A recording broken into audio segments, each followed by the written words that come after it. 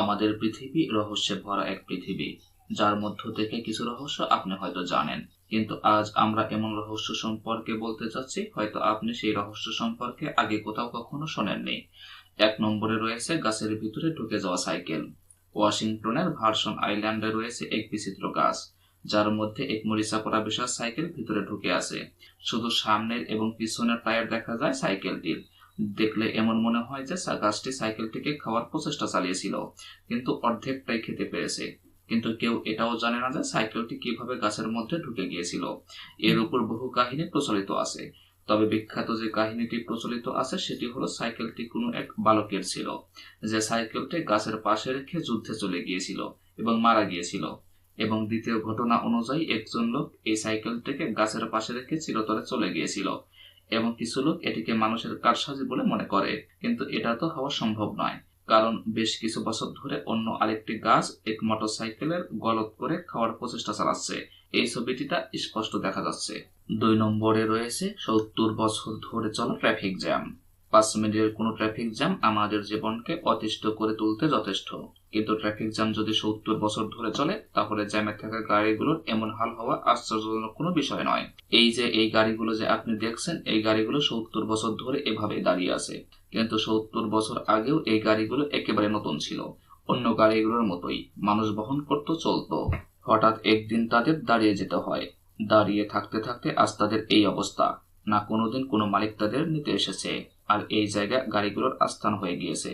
এই রহস্যময় জায়গাটা রয়েছে ইউরোপের বেলজিয়ামের এক জঙ্গলে, যেখানে প্রায় 500 পুরানো গাড়ি এভাবেই পড়ে আছে, যা দেখতে বড়সড় ট্রাফিক জ্যামের মতো লাগে। আর ধারণা করা হয় গাড়িগুলোকে তাড়াহুড়া করে এখানেই ছেড়ে চলে যাওয়া হয়েছিল।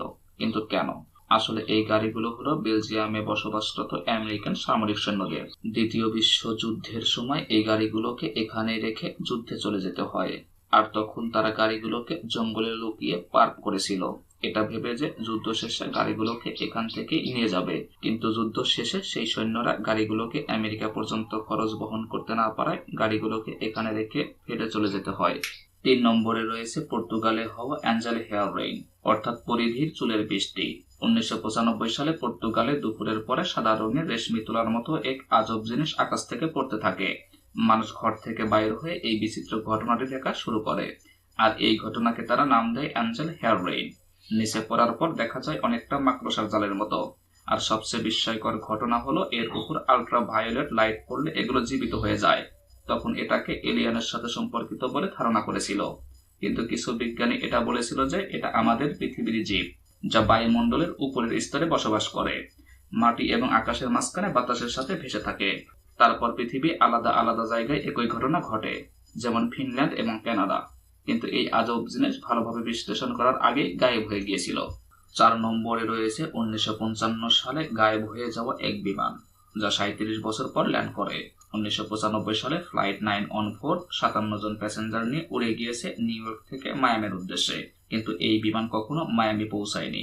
37 বছর পরে 1992 সালে একই বিমান ভেনেজুয়েলার বিমানবন্দরে ল্যান্ড করে, আর কন্ট্রোল টাওয়ারের সাথে তারা কথাও বলেছিল। এয়ারপোর্টের রাডার স্ক্রিনে তখন কিছুই ছিল না, কিন্তু তারপরেও এয়ারপোর্টের সব মানুষ বিমানটিকে দেখেছিল, আর কাছ থেকে গ্রাউন্ড স্টাফেরা বিমানের যাত্রীদেরকেও দেখেছিল, যারা জানালা থেকে আশ্চর্য হয়ে বাইরে দেখছিল। পাইলটের কথা থেকে এটা বোঝা যাচ্ছিল যে তারা খুবই ঘাবড়ে গিয়েছিল। সম্ভবত তারা ভবিষ্যতের জিনিসপত্র দেখে হতভম্ব হয়ে গিয়েছিল। পাইলট জিজ্ঞাসা করেছিল যে তারা কোথায় এসেছে। কন্ট্রোল টাওয়ার থেকে বলা হয়েছে যে এটা 1992 সাল, আর কালাক্স ভেনেজুয়েলার এয়ারপোর্ট। এটা শুনে পাইলট আরো ভয় পেয়ে যায়। নিজের ককপিটের জানলা খুলে পাইলট বলে, আমরা চলে যাচ্ছি, আমাদের থেকে দূরে থাকো। আর কিছু সময়ের মধ্যে ওই বিমান দ্বিতীয়বার টেক অফ করে আর আকাশে চিরতরে গায়েব হয়ে যায়। কিন্তু যাওয়ার পূর্বে বিমান থেকে একটা ক্যালেন্ডার উড়ে মাটিতে পড়ে যায়, যা 1955 সালের ছিল, যা ঘটনার একটা বড় সাক্ষী হয়ে যায়। আর সেই সাথে কন্ট্রোল টাওয়ারের সাথে হওয়া সেই কথাবার্তার রেকর্ডিং সেখানে ছিল, আর সেখানকার উপস্থিত সকল মানুষ ঘটনাটির সাক্ষী হয়ে যায়। 5 নম্বরে রয়েছে গরিলার হাতওয়ালা কাল্পনিক বিচিত্র প্রাণী।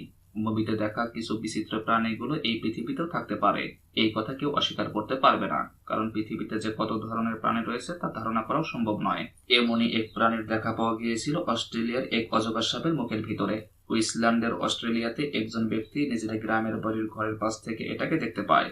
তো আপনার যদি এই বিশাল অজগরকে আজব না লেগে থাকে, তাহলে এটা মুখের ভিতরে থাকা আজব প্রাণীটিকে দেখুন। এটাকে দেখে মনে হয় গরিলার হাতওয়ারার মতো দেখতে এক বাদুড়। বাদুড়ের হাত সাধারণত ওরকম হয়ে থাকে না। ওটা বাদুড় হোক কিংবা অন্য কোনো আজব প্রাণী, এটা খুব বড় একটা রহস্য। কিছু মানুষ ধারণা করে এটা বাদুড় জগতের সবচেয়ে বড় বাদুড়, কিন্তু বৈজ্ঞানিক তথ্য মতে ফ্লাইং ফক্স নামে যে বাদুড়টি রয়েছে সেটা পৃথিবীর সবচেয়ে বড় বাদুড় হিসেবে ধরা হয়।